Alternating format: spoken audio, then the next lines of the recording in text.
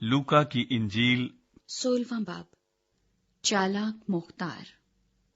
फिर उसने शागिर्दों से भी कहा कि किसी दौलतमंद का एक मुख्तार था। उसके लोगों ने उससे शिकायत की कि ये तेरा माल उड़ाता है। बस उसने उसको बुलाकर कहा कि ये क्या है जो मैं तेरे हक में सुनता हूँ, अपनी मुख्तारी का हिसाब दे, क्योंकि आगे को तू मुख्तार नहीं रह सकता। उस मुख्तार ने अपने जी में कहा कि क्या करूं, क्योंकि मेरा मालिक मुझसे मुख्तारी छीने लेता है। मट्टी तो मुझसे खोदी नहीं जाती और भीख मांगने से शर्म आती है। मैं समझ गया कि क्या करूं, ताकि जब मुख्तारी से मौकूफ हो जाऊं तो लोग मुझे अपने घरों में जगह दें। बस उसने अपने मालिक के एक एक कर्जदार को बुलाकर पहले से पूछा कि तुझ पर मेरे मालिक का क्या आता है। उसने कहा 100 मन तेल। उसने उससे कहा अपनी दस्तावेज ले और जल्द बैठकर 50 लिख दे। फिर दूसरे से कहा तुझ पर क्या आता है। उसने कहा 100 मन गेहूं। उसने उससे कहा अपनी दस्तावेज लेकर 80 लिख दे। और मालिक ने बेईमान मुख्तार की तारीफ की, इसलिए कि उसने होशियारी की थी, क्योंकि इस जहान के फर्जंद अपने हमजिनसों के साथ मुआमलात में नूर के फर्जंदों से ज्यादा होशियार हैं। और मैं तुमसे कहता हूँ कि नाराजगी की दौलत से अपने लिए दोस्त पैदा करो, ताकि जब वो जाती रहे तो ये तुमको हमेशा के मस्कनों में जगह दे। जो थोड़े में दयानतदार है वो बहुत में भी दयानतदार है, और जो थोड़े में बददयानत है वो बहुत में भी बददयानत है। बस जब तुम नाराज दौलत में दयानतदार न ठहरे तो हकीकी दौलत कौन तुम्हारे सुपुर्द करेगा। और अगर तुम बेगाना माल में दयानतदार न ठहरे तो जो तुम्हारा अपना है उसे कौन तुम्हें देगा। कोई नौकर 2 मालिकों की खिदमत नहीं कर सकता, क्योंकि या तो एक से अदावत रखेगा और दूसरे से मोहब्बत, या एक से मिला रहेगा और दूसरे को नाचीज जानेगा।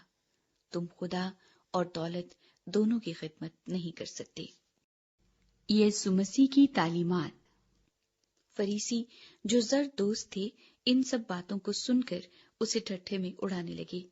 उसने उनसे कहा कि तुम वो हो कि आदमियों के सामने अपने आप को रासबाज ठहराते हो, लेकिन खुदा तुम्हारे दिलों को जानता है, क्योंकि जो चीज आदमियों की नजर में आला कद्र है वो खुदा के नजदीक मकरूह है।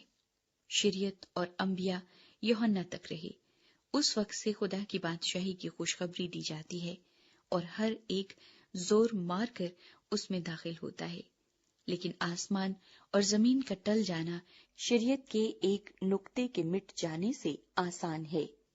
जो कोई अपनी बीवी को छोड़कर दूसरी से ब्याह करे वो जिना करता है, और जो शख्स शौहर की छोड़ी हुई औरत से ब्याह करे वो भी जिना करता है।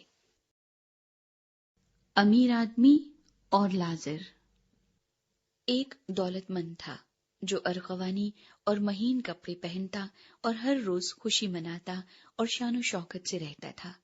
और लाजर नाम एक गरीब नासूरों से भरा हुआ उसके दरवाजे पर डाला गया था। उसे आरज़ू थी कि दौलतमंद की मेज से गिरे हुए टुकड़ों से अपना पेट भरे, बल्कि कुत्ते भी आकर उसके नासूर चाटते थे। और ऐसा हुआ कि वो गरीब मर गया और फरिश्तों ने उसे ले जाकर अब्राहम की गोद में पहुंचा दिया, और दौलतमंद भी मुआ और दफन हुआ। उसने आलमे अरवाह के दरमियान आजाब में मुब्तला होकर अपनी आंखें उठाई और अब्राहम को दूर से देखा और उसकी गोद में लाजर को, और उसने पुकार कर कहा, ऐ बाप अब्राहम, मुझ पर रहम करके लाजर को भेज कि अपनी उंगली का सिरा पानी में भिगोकर मेरी जबान तर करे, क्योंकि मैं इस आग में तड़पता हूँ। अब्राहम ने कहा, बेटा, याद कर कि तू अपनी जिंदगी में अच्छी चीजें ले चुका और इसी तरह लाजर बुरी चीजें, लेकिन अब वो यहाँ तसल्ली पाता है और तू तड़पता है। और इन सब बातों के सिवा हमारे तुम्हारे दरमियान एक बड़ा गढ़ा वाक़ है, ऐसा कि जो यहाँ से तुम्हारी तरफ पार जाना चाहे ना जा सके और ना कोई उधर से हमारी तरफ आ सके। उसने कहा, बस ऐ बाप, मैं तेरी मिन्नत करता हूँ कि तू उसे मेरे बाप के घर भेज, क्योंकि मेरे 5 भाई हैं, ताकि वो उनके सामने इन बातों की गवाही दे। ایسا نہ ہو کہ وہ بھی اس عذاب کی جگہ میں آئیں۔ ابراہیم نے اس سے کہا، ان کے پاس موسیٰ اور انبیاء تو ہیں، ان کی سنیں۔ اس نے کہا، نہیں اے باپ ابراہیم، ہاں اگر کوئی مردوں میں سے ان کے پاس جائے تو وہ توبہ کریں گے۔ اس نے اس سے کہا کہ جب وہ موسیٰ اور نبیوں ہی کی نہیں سنتے تو اگر مردوں میں سے کوئی جی اٹھے تو اس کی بھی نہ مانیں گے۔